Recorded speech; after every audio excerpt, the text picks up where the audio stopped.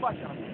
خربت اللعب لصالح النادي الاهلي في مكان سليم، بدا ياخذ زمام المبادره وبدا يكون هو الافضل. كره ملعوبه داخل منطقه الجزاء، خطره للنادي الاهلي، خطره للاهلي امام المرمى.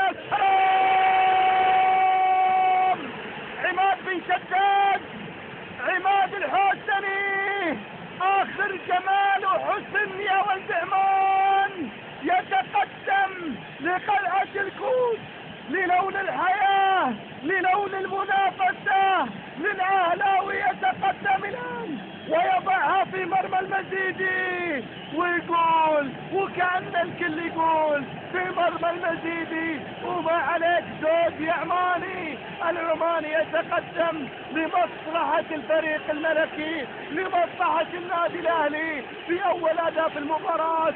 عماد حطها براسه والاهلي رافع راسه، والاهلي يتقدم الان في اول اهداف المباراة. يا سلام يا سلام، هذا لاعب صعب ورقم صعب وتراقبه صعب، كله على بعض. العماني الحوسني صعب وهذه الجماهير الصعبة. لنادي الاتحاد كرة من عماد عالية وأمامية لفيكتور أمام المرمى، أمام المرمى يعني جول، أمام المرمى يعني جول. الفيكتوري تيم يتقدم للنادي الأهلي ويقول يا أحلى جمهور ويا أحلى تيم، هذا الهدف الأهلاوي الثاني. يا سلام، القلعة لا تكون على قارعة الطريق، بل أن القلعة والحصول مكانها فوق، والأهلي الآن يتقدم ويطلع مع الناس اللي فوق بهدف ثاني. عماد يصنع لفيكتور سيموس، للفيكتوري تيم السريع، يضعها في المرمى ويعلن عن تقدم النادي الاهلي بهدفين، بهدفين للاهلي الزين على حساب شقيق نادي الاتحاد. يا سلام يا عيني والله يجنن، وفي مرمى الاتي يتجنن. الاهلاوي يتقدم بهدفين. بالنسبه لنادي الاتحاد كرة ملعوبة عالية امام المرمى،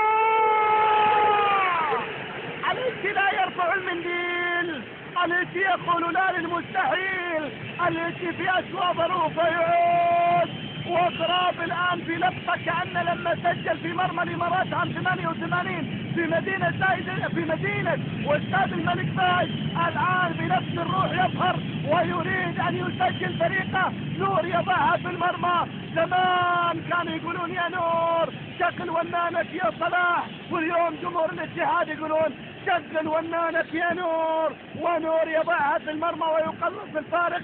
وخامس أن يضيف لأن هناك كانت حالة إصابة فيكتور سيموس، فيكتور لعماد، فيكتور يتقدم، يسقط نقول لكم فيكتوري تيم ولا لا؟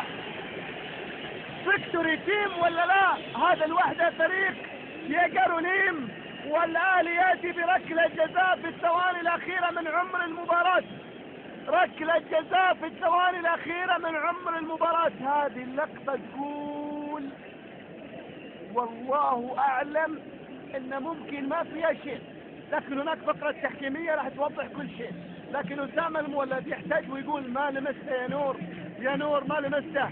واللقطة والإخراج الرائع في اللقطة الماضية توضح إن ما كان في ترامس، لكن يبقى القرار لحكم المباراة. والمجانين اشتغلوا، المجانين اشتغلوا، هم يسمون نفسهم مجانين، يقولون مجانين بحبك يا الاهلي، مجانين يحبونه يعشقونه يفدون لونه. هذه ميزة كرة القدم السعودية، الشغف، التشبيك، العشق. فيكتور سيموس يتصدر قائمة الهدافين إن سجل، والمزيد يذكرنا بذكريات تألق ياسر المسيلي عام 2005 لما تصدى لركلات الترجيح وبدأ نجوميته من هذه المباراة. هذا عمداك فيكتوري تيم يتقدم، الفيكتوري يضعها في المرمى، لكن المزيدي اللي ذكرناه والآن يتألق ويتصدى لركلة جزاء تبقي الاتحاد في الملعب في لقطات مثيرة وأجواء مثيرة، ويا لها من إثارة. والرابط الحضر ذكرناه فأكد يا جروليم فرصة 3-1 ضاعت عليك في الشوط الأول، ويسمك صدارة الهدافين ضاعت في الشوط الأول.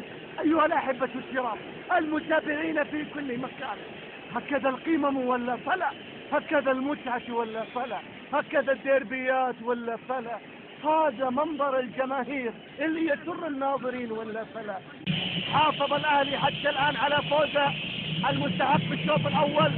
كرة القاتلة القاضية، الله الفكر جيم لما يضيع بلنتي لازم يهوم، لأنه هو المتحدث الرسمي باسم النادي الأهلي في فرحة مجنونة للمجانين، في نقطة مجنونة للمجانين الأخضر، وعن طريق الفيكتوري تيم ينهي المباراة. السفاح يقتل المباراة، يقتل الآمال والطموحات، تزداد معه المعنويات والآهات، والأهلي يسجل هدف صحيح. هذا لما يضيع لازم يعوض، الفكتوري تيم، الفكتوري جول، الفكتوري إبداع، الفكتوري الأهلاوي يعلن أهلاوية. 3-1 الأهلي بصريح العبارة إنه من المنافسين، إنه من المتربصين، إنه من المتوعدين. أهلاوي منظرك غير هالسنة، لونك غير.